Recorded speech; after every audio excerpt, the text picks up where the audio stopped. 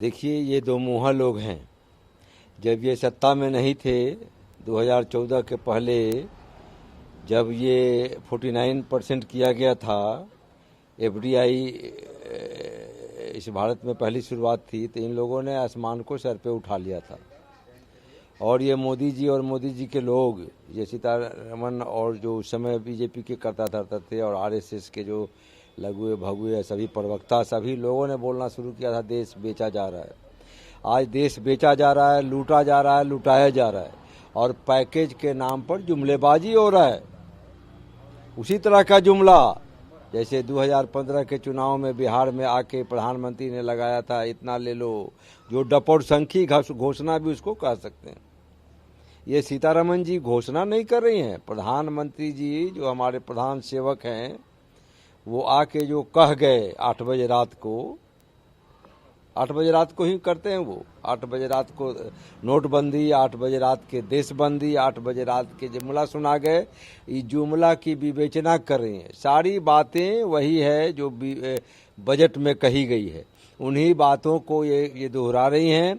कहीं कुछ नया नहीं है। अभी देश की जनता, गरीब, कामगार, मजदूर, बेरोजगार, किसान, चाहे वो जिस भी सेक्टर में लगा हो, चाहे एमएसएमई के सीधे लोग, सीधे उसको आप क्या दे रहे हो, उसके पॉकेट में क्या दे रहे हो, सीधे आप दे रहे हो कि नहीं, आप कर्ज माफ कर रहे हैं, इसमें ये सुधार कर रहे हैं, आप सुधार कर रहे हैं, मजदूरों को बंधुआ बना रहे हैं। कितना निवेश यहाँ आएगा ये तो कल पता चलेगा, लेकिन आप देश बेचने का कुछ चक्र रच रहे हो। देश के सारे उपक्रम को आप दे रहे हो निजी घराने को, और निजी घराने के लिए ये पैकेज भी लेके आए हैं। ये जो कॉरपोरेट घराने हैं उन्हीं को ही पैकेज मिल रहा है। 68,000 करोड़ जो राइट ऑफ हो गया नीरव मोदी या ललित मोदी या माल्या का, वो भी इसमें शामिल है। पोल खोल दिया है आरबीआई ने कहा, उसने भी जो पैकेज किया था 50,000 करोड़ का जो ये था, वो सबको इसमें समाहित करके सीतारमण पढ़ रही हैं।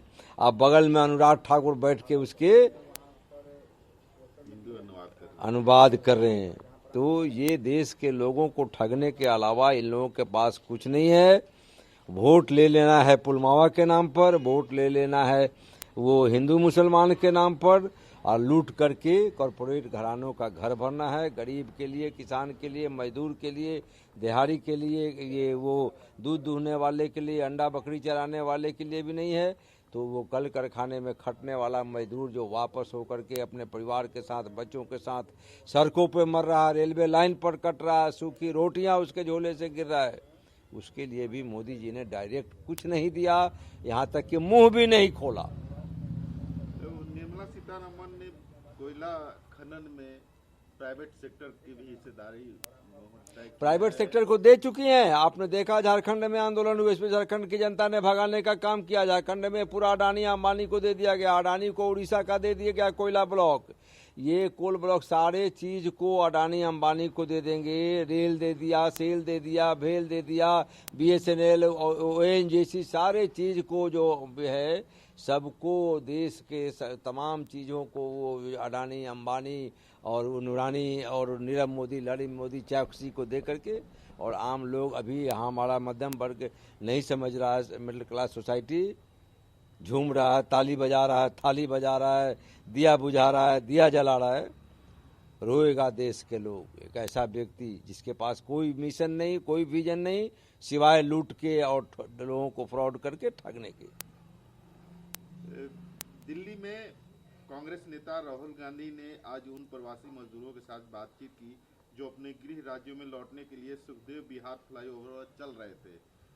तभी इसी बीच आया कि उन प्रवासियों को पुलिस ने हिरासत में ले लिया है। तो पुलिस का कहना था कि यह गलत सूचना है। राहुल गांधी से मिलने वाले प्रवासियों को पुलिस ने हिरासत में लिया था। प्रवासियों को अभी भी मौके पर रखा गया है। नियमों के अनुसार उन्हें एक बड़े समूह के रूप में वाहन पर चढ़ने की अनुमति नहीं है। जो कुछ कांग्रेस कार्यकर्ता ने पेश किया है वो गलत है। नहीं, इसी तरह से दिल्ली पुलिस तो प्रवक्ता बने हुए ना नीतीश कुमार की, और ये यहाँ बिहार में नीतीश कुमार के, और वहाँ दिल्ली में मोदी जी के, अमित शाह के। दिल्ली पुलिस तो वही मोदी जी अमित शाह के अंडर है ना, दिल्ली की पुलिस।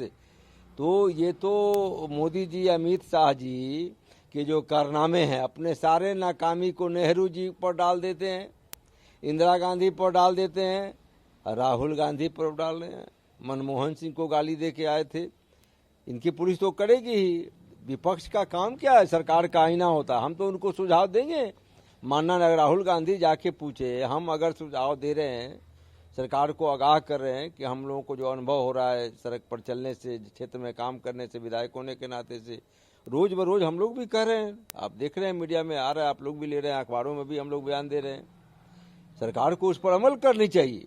और ये तो मैं कहता हूँ कि अभी का जो समय है, ये सब राजनीति छोड़ करके आज देश के तमाम राजनीतिक दल, सामाजिक कार्यकर्ता को बैठ करके एक कंसेंसस डेवलप करना चाहिए। आम सहमति से देश को बचाने की रणनीति बनानी होगी। ये राजनीति करने का सिर्फ नहीं, कोरे राजनीति जो मोदी जी करते रहते हैं 5 वर्ष, सिर्फ वोट की राजनीति, वो छोड़ करके देश की राजनीति करें।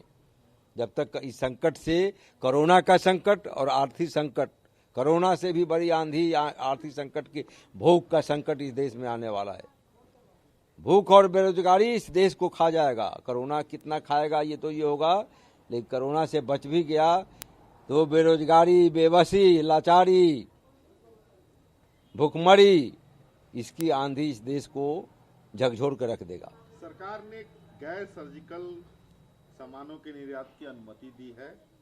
रेशम, बुना हुआ कपास और ऊन से बना मुखौटा, मतलब मास्क सहित किसी भी प्रकार के चिकित्सीय मास्क की अनुमति नहीं दी है। नहीं, सरकार लाज बचा रही। सरकार के पास आज भी, मैं समझता हूं कि सरकार देख के जो हमारे हेल्थ सेक्टर के इक्विपमेंट हैं, चाहे पीपीई किट हो या हमारे जो भी ये जो कोरोना बैरियर हमारे जो हैं, आज मैं आ रहा हूं अपने क्षेत्र से घूम करके, डॉक्टर एक रोने लगा कि हमको किट नहीं। हमारा वहाँ का जो वो कम्युनिटी सेंटर है दिगवाड़ा में, डॉक्टर यूं ही था, रो रहा था, हम क्या करें सर, यहाँ का हमको रो रहा, 3 महीने से हमको तनख्वाह भी नहीं मिला, खास सुरक्षा देने की बात छोड़ दीजिए। मैं तो कहता हूँ चाहे पुलिस वाला हो, डॉक्टर हो, नर्स हो, स्वास्थ्य कर्मी हो, सुरक्षा कर्मी हो, छिड़काव करने वाला हो, क्वारंटाइन सेंटर पर जो शिक्षक लोग काम कर रहे हैं वो हो, सबको खास सुरक्षा देने की ज़रूरत है। उसके परिवार को भरोसा देने की ज़रूरत है। उसको खास जो है अभी उसके लिए ये इंश्योरेंस होना चाहिए, उसके जीवन रक्षा के लिए, जीवन कवच की, उसके परिवार के लोगों को भेजने में नहीं रोके उनको कि यहाँ काम करने मत जाइए, स्वेच्छा से वो काम करे, कोरोना से लड़े। ये सरकार बना कुछ नहीं रही है, कर कुछ न रही है, सिर्फ डंडा चला रही है और जुबान चला रही है।